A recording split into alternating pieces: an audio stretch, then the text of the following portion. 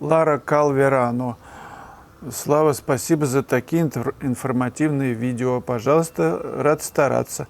Вы не забывайте, друзья, отмечать, делать свою работу. Крестики ставьте, закорючки, сердечки. Ну и все, что нужно, комментарии, пожалуйста, чтобы канал наш обретал более интересную аудиторию, вопросы будут. Ну, в общем, это же жизнь, ее нужно поддерживать каждодневно. Так вот, вопрос по темпере, Лара. Кисти после работы засыхают, как после акрила. Вопрос, нужно сразу отмывать? А чё ж не отмыть-то по темпере? Она же водой моется раз. Все прям кисточки взял в пучок вот так вот, да, все. Вмыла и вот так об ладошку. Моментально, минута проходит, 2 раза, 3 раза, и все. Положила, и все готово. Ну, конечно, можно и вообще не мыть. Я, например, когда-то работал в юности на Новочеркасском вагоностроительном заводе художником. И тарелок было много, и я даже какое-то время их не мыл, просто выбрасывал тарелки. Ну, потому что было много. А многие посуду просто складывают вот так вот в мойку, и она лежит себе, настаивается. Ну, даже водой не заливают, она тогда ее тяжело потом мыть. Я люблю все сразу мыть. Кисточки, тарелки, ноги. Руки тоже сразу мою. Пишу чистыми руками, кстати, они не пачкаются почему-то.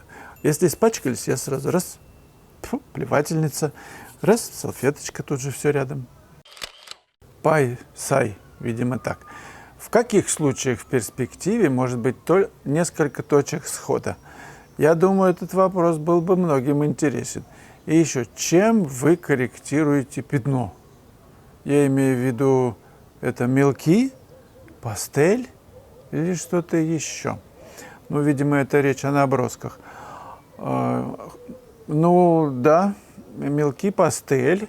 И что-то еще – это акварельные карандаши. Плюс акварельные краски или темперные краски, все вместе. В случае масляных работ я, бывает, сначала делаю рисунок, например, фломастером, масляным, на Валберисе купил, или теми же пастелью, немножко или кисточкой, а потом уже работаю. Что касается несколько точек схода, но у меня есть урок 28-й «Перспектива в пейзаже». Там столько примеров. Это урок практический. Вы берете бумагу, карандаш и вместе со мной за один раз отрабатываете все точки схода, все примеры перспективы, которые вообще только есть. Один раз и навсегда вы просто эту тему решаете. Как один писатель написал, что тема любви закрыта. Я написал какое-то там количество стишков или книг, тема любви закрыта.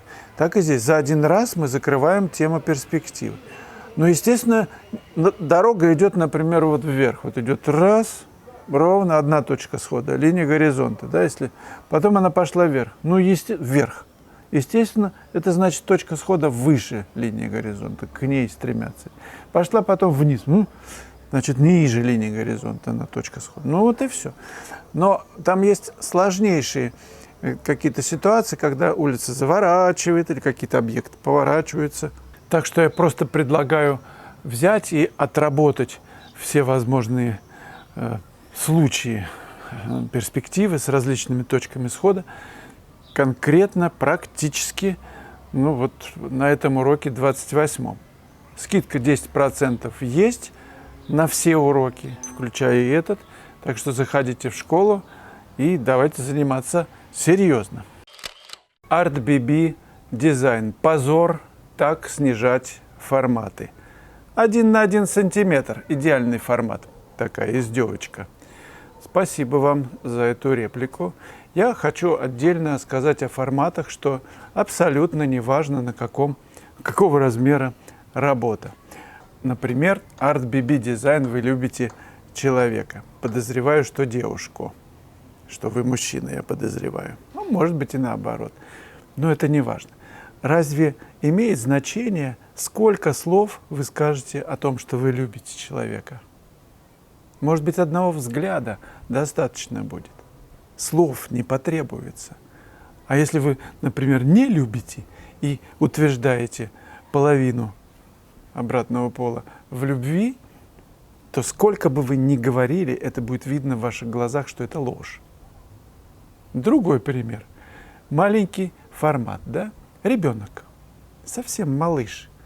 Разве его значение меньше, чем взрослого человека? Для вас, отца или матери.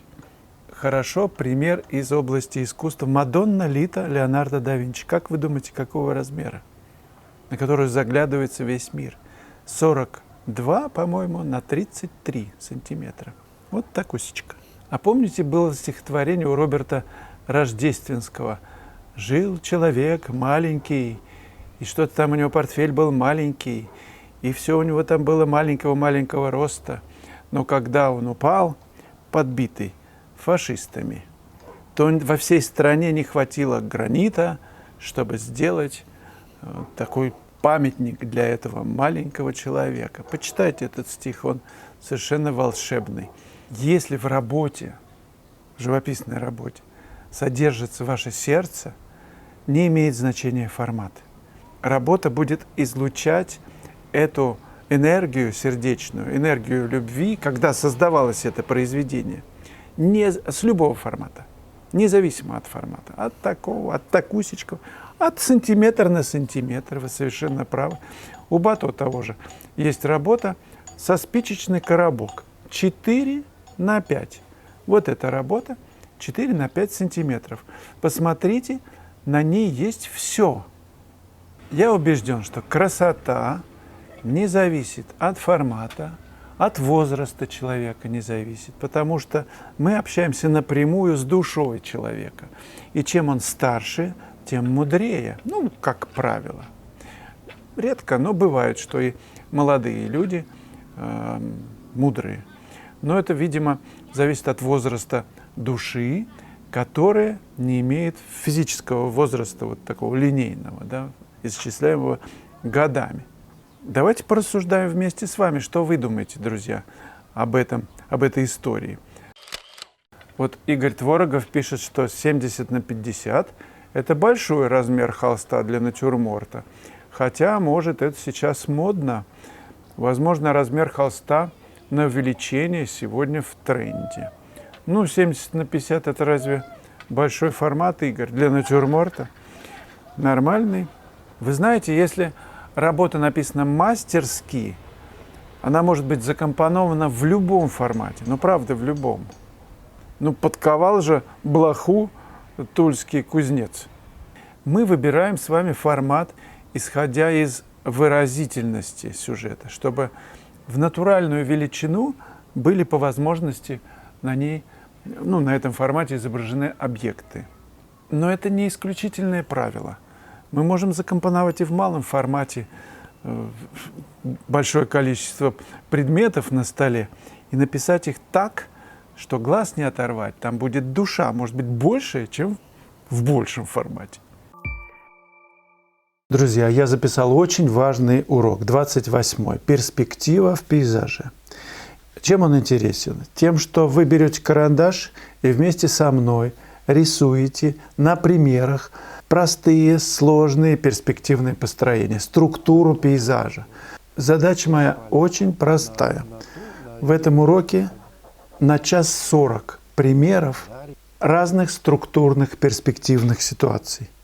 Их просто нужно порисовать, отработать, чтобы быть как рыба в воде в самых сложных перспективных структурах. Логика. Если понятна логика, я уверен, что порисовав один раз вместе со мной вот все эти изменяющиеся улочки, какие-то кривые лестницы и так далее, один раз будет достаточно, чтобы потом несколькими взмахами кисти наметить эту структуру и писать красками. Просто вы пропитаетесь этой перспективой, не будет никаких проблем с ней. И вы, конечно, понимаете, если художник не видит перспективу или плавает в ней, то какой бы живопись ни была качественной, эти ошибки, на них просто невозможно на такие работы смотреть. Это нужно поправить, сделать это раз и навсегда. Заходите в школу либо по этой ссылке, либо под каждым уроком развернуть меню, и она там есть. www.online.korolenkov.art. Уверен, вместе мы покорим самые высокие вершины. Удачи!